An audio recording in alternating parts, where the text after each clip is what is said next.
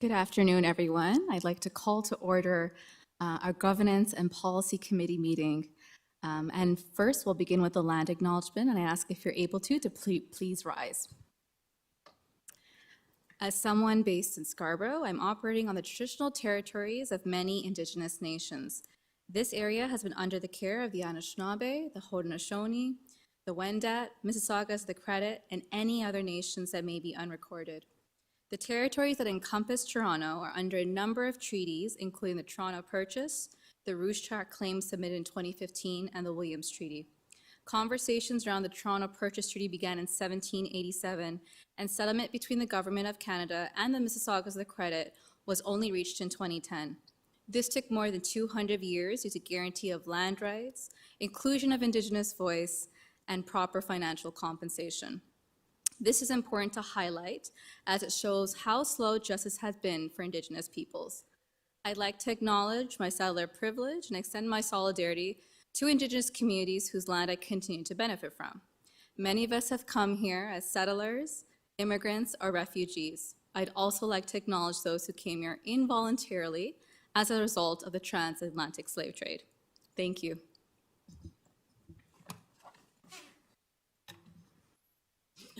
So I'd like to welcome committee members, Trustee Earhart, Hastings, Nunziata, Pei, Sriskandarajah, and Wong. In the room, we're joined by Trustee McLean. Trustee Hastings is here in person, Trustee Wong, and Trustee Laskin. If there are any other trustees joining us online, I'd ask you to please identify yourselves. Rachel Chernis-Lynn, present. Nathan Shan here. Trustee Ardsley here. Trustee Dawson is here. Trustee Williams here. Welcome, everyone. And first, we'll bring in with the approval of the agenda. May I have a mover and a seconder? Trustee Wong, and seconded by? Chernis-Lynn. Thank you. All those in favor? Any opposed? Okay, moving on. Declarations of possible conflict of interest. And I'll give a moment for folks to come off of mute or say aye. Seeing and hearing none, we'll move on to delegations. Delegations are a way we hear from parents, student, and community voice, where we're able to hear from our communities and have them address the different committees of the board directly. This ensures members of public can provide input into the board's decision-making process. Delegates are reminded they are to provide input in a respectful and constructive manner and not to engage in any behavior contrary to the board's code of conduct, human rights policy, or delegation procedure. This is a reminder you have 5 minutes to speak. Once you have 1 minute left, you'll hear a little bell. At the end, please stay there as there might be some questions of clarification for you as well. And up first, our delegate is ready to go. Welcome Carly Cohen from Dublin Heights. So Carly, you have 5 minutes, and when you're ready, please go ahead. Thank you. Good afternoon. My name is Carly Cohen. I'm a parent whose children attend school in the TDSB. Carly, 1 moment. I think we're just working on your mic. Oh, okay. Please go ahead. Should I just start? All over again, please. Again? Yeah. Okay. We good? Move it closer. Good? Okay. Good afternoon. My name is Carly Cohen. I'm a parent whose children attend school in the TDSB. I'm Jewish, and I'm the grandchild of Holocaust survivors. As such, along with every other Jewish person around the world, I've been impacted by the atrocities of October the 7th. Following the terrorist attack, it has been made ever more clear how TDSB fosters and encourages anti-Semitism through their policies, curriculums, and guidelines. School must be a place where all students feel safe. That is not the case now. Post-October 7th, there has been an alarming rise of anti-Semitism within the community and within our schools. It is imperative that TDSB take immediate action to combat anti-Semitism, as it is now an issue of safety. One specific example that I'll speak to is of my child. She went to the washroom at school a few weeks ago and discovered horrific graffiti on the wall. Get rid of the kikes, a swastika, an X through an Israeli flag, Hitler was right, and hashtag kill the Jews. It was reported to school administration, police, who both took immediate action. However, days went by before parents were notified. The reason? Following events of October 7th, TDSB directed their administration not to notify parents of these occurrences. When a child's safety has been impacted by events which took place within the school, it must be reported to parents. There must be transparency between school administration and parents without delay. I call on you to reverse the rule that hides the truth from parents and ignores our children's mental health. Without transparency, there's a breach of the school's duty of care. Similarly, at McMurch Public School, parents were not told about similar incidents. This was confirmed by a TDSB spokesperson. At this point in time, TDSB does not have a policy on anti-Semitism. It is a huge problem that a place where our children should feel safe, they're in fact scared, therefore carrying a disproportionate mental health burden, which is being ignored, and worse, parents are denied the knowledge to support their children through these incidents. With further research into the TDSB policies, I came across the equity policy, which as it stands undermines our Canadian values and encourages anti-Semitism. Review of the equity policy is long overdue. The current policy creates a binary view of the world where, based on race, certain groups are dominant over others. Some racial groups are deemed guilty of oppressing, exploiting, and mistreating other racial groups. Certain groups are demonized as oppressors. The current definition of white supremacy leads to the conclusion that all white people are white supremacists. The TDSB's equity policy on the surface appears beneficial, but it's not. It's divisive, inequitable, and undermines our Canadian values. It promotes helplessness and blame rather than preparing our students to be compassionate, tolerant, inclusive, and perhaps worst of all, encourages anti-Semitism. Review of the equity policy is long overdue, and I believe it is the root of the TDSB decisions that promote hate. Finally, the TDSB curriculum resources, including professional development and library materials, demonizes Jewish and Israeli identity. As it stands, the curriculum incorporates Palestine and Palestinian identity, but does nothing for Israel, the one Jewish state, or the aspect of Jewish identity. There are an abundance of materials created by TDSB for Heritage and History Months. However, there is minimal, in fact none, with respect to Jewish heritage or Italian heritage. The TDSB library is extremely biased against Israel. It demonizes Israel and paints Jews as the oppressors. TDSB teachers are getting arrested for hate crimes against Jews and Jewish businesses. They are posting despicable things on their social media. Where is the code of conduct for teachers who are role models to our students? The TDSB itself has issued anti-Semitic teaching materials to its teachers as determined by an integrity investigation. The TDSB's equity program, professional development, curriculum, and library materials divides our schools and our society against our Jewish students and our teachers and against my children. I encourage you to review the equity policy as soon as possible.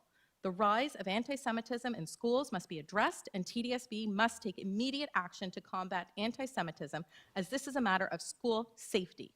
First and foremost, there must be a mandate which allows principals to immediately notify parents of acts of anti-Semitism. The equity policy's anti-oppression practices means anti-Semitism is taken less seriously than other forms of hate. Its focus on achievement gaps rather than hate incident data means anti-Semitic education is disproportionately under-resourced, and its definition of equity as equal outcomes for everyone unfairly associates success with oppression and is clearly contrary to the Human Rights Code, which emphasizes the goal being equal opportunities for everyone. Thank you, Ms. Cohen. Just give us a moment. I'm going to check if there's any questions of clarification for you. No one in the chat? Okay. Thank you so much, Ms. Cohen, for your deputation today. Thank you. And trustees, you should have received 2 written delegations that were submitted online, and we ask you to please also spend some time reviewing those as well.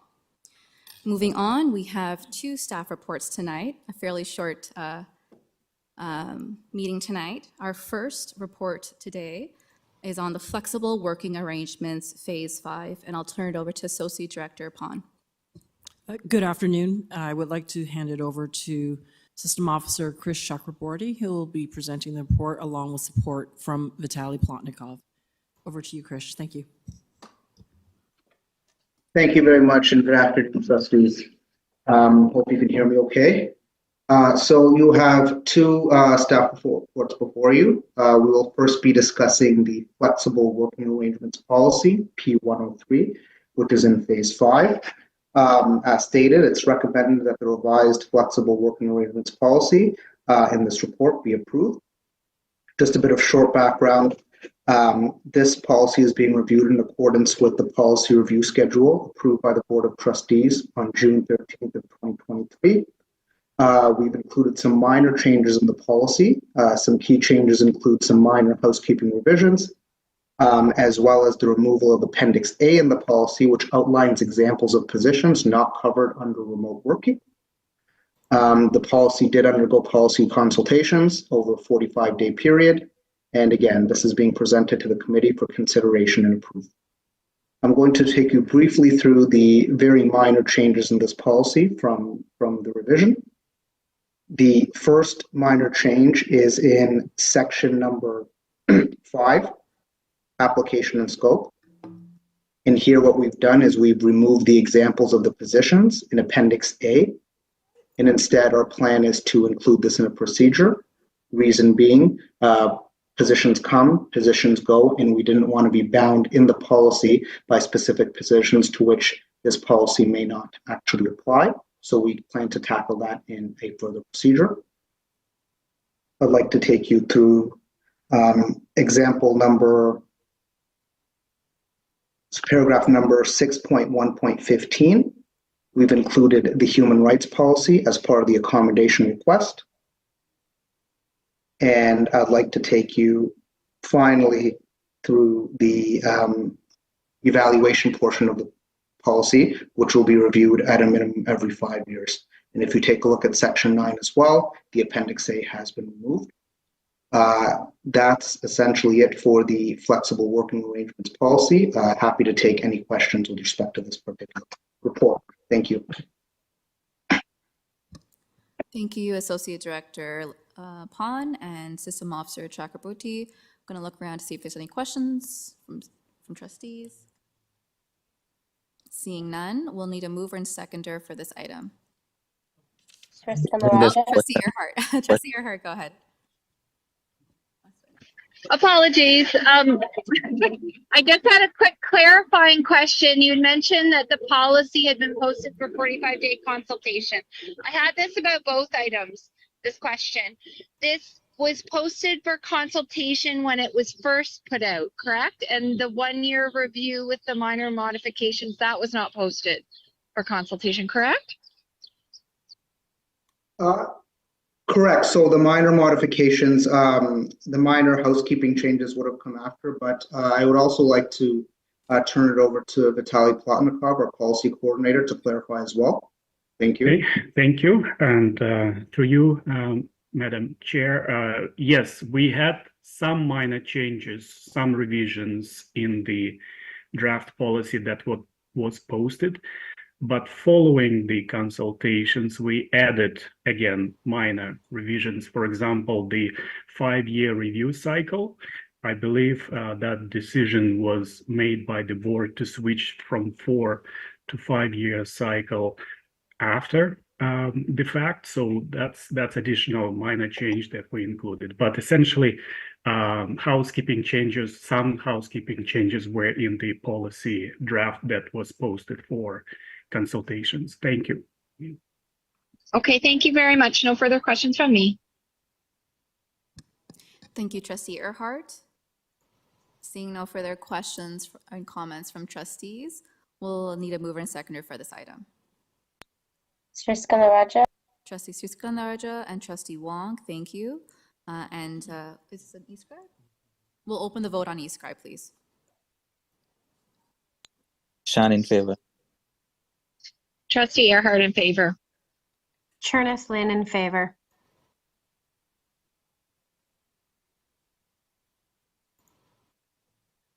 Trustee Camaraja in favor.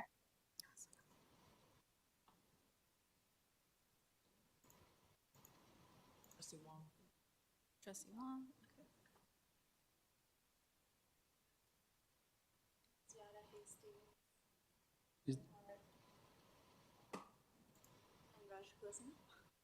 Who do you need? We haven't heard from her? Trustee Earhart, how do you vote? My apologies. Trustee Earhart in favor. Okay. Nunziata. and Trustee Nunziata.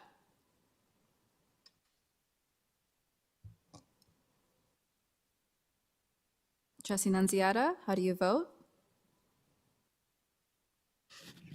We'll mark him as absent.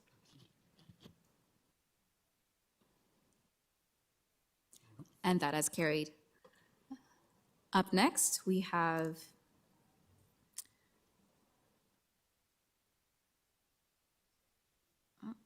what is it? Which one is it? Policy P102, disconnecting from work, phase 5. Chair, and through you, I will hand it over to System Officer Chakraborty. Thank you. Thank you very much. And again, this is the disconnecting from work policy P102 phase 5 review. This policy is being reviewed in accordance with the policy review schedule and work plan approved by the Board of Trustees on June 14th of 2023. Some key changes in this policy include some minor revisions to the definition of after hours and working hours, as well as other housekeeping changes as noted in the policy. And we are asking that this particular policy be approved. I do want to highlight some of the changes for the trustees so that they're aware. Section 3.0 in definitions, we have expanded the definition of after hours to include the indication of time when the majority of TDSB business activities and related communications are reduced or concluded, and the majority of employees disconnect. Again, after hours are distinguished from working hours, which the latter of which is an employee's working hours as per their collective agreement or employment contract. We have made a minor revision to section 6.3, which states that outside of their working hours or after hours, employees will make best efforts not to send individual emails to staff and will not circulate system-wide emails to staff, engage other employees in business meetings, or make work-related phone calls to employees. We have finally made an exception to this particular policy in section 6.1.2 to add the Human Rights Code as an exception in cases where a certain individual might have a particular religious accommodation or a family status accommodation, which will allow them to comply with the Human Rights Code and the Employment Standards Act, collective agreement, etc., and such that they will not be forced to actually follow this policy in contravention of their human rights, as I previously mentioned. And again, this policy review schedule will be every 5 years. And these are the major and minor changes to this particular policy. Happy to take any questions on the disconnecting from work policy. Thank you. Thank you, System Officer Chakraborty, and we're going to wait to see if there's any questions from trustees on this item. Trustee Wong, please go ahead. Thank you, Madam Chair. Just one minor question. I see that under 6.20 that employees will be provided with a copy of the policy, and that accompanying procedure has been deleted. Is there a reason why? Through your chair.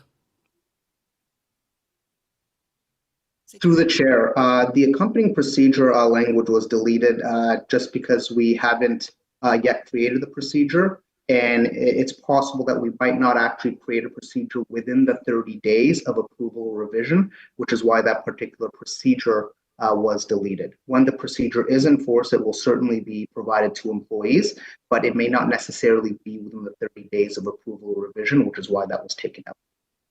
Thank you. Thank you. Do you have an idea when the procedure will come out?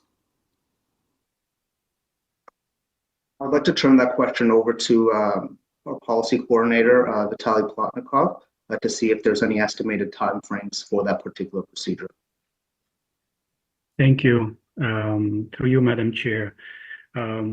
We typically revise operational procedures or develop operational procedures immediately after approval of the policy. I must slightly correct Krish. The procedure exists. The procedure has been developed and approved. and it will be updated if required after approval of this policy. But again, to the question why we removed language about accompanying procedures is that sometimes upon revision of governing policies, it may take the system longer than 30 days to finalize operational procedures. And since the legislation does not require us to circulate procedures within 30 days, the legislation speaks to policies only. We felt it would be appropriate to remove that language. Thank you. Right, thank you. Well, just for my own information, so there is existing procedure. I understand that. Now, given that the policy is being revised, and that there might be changes to procedure, I assume.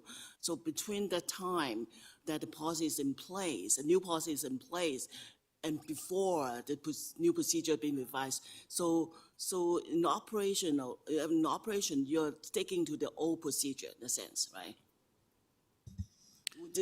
I'm just thinking whether would there be any conflict between the policy, the new policy, and the old procedure. Through the chair, if I can answer that question. Right now, there is no conflict. As you can see, most of the changes to the to the policy were to clarify certain things, maybe to address some internal inconsistencies. The procedure has no changes at this point in time. Just note that under the distribution to employees section of the policy, that is language out of the, that meets the requirements of the Employment Standards Act. These procedures and policies are always posted on our internal and public website. So even though it says it's going to be distributed, it's always distributed by virtue of the fact that it's posted online. At this point in time, there is no requirement to update the procedures as a result of the changes to this policy. So hopefully that answers the question. Thank you. Thank you. Thank you, Trustee Wong. Trustee Earhart, did you have another question for this item? No, I did not. Thank you, and thanks everyone for all the efforts towards disconnecting from work. Thanks so much. Okay. Thank you, Trustee Earhart. Seeing no further questions on this item, I want to thank Associate Director Pond, System Officer Chakraborty, the titles change all the time, and Policy Coordinator Plotnikov for their work on this item. And we'll need a mover and seconder. Trustee Sriskandarajah and Trustee Wong. All those in favor? Trustee Cherneslin in favor. Cherneslin in favor. Hastings in favor. Roger Colsing. Nunziata in favor. Nunziata in favor. Shan in favor. Shan in favor. Earhart in favor. Earhart in favor.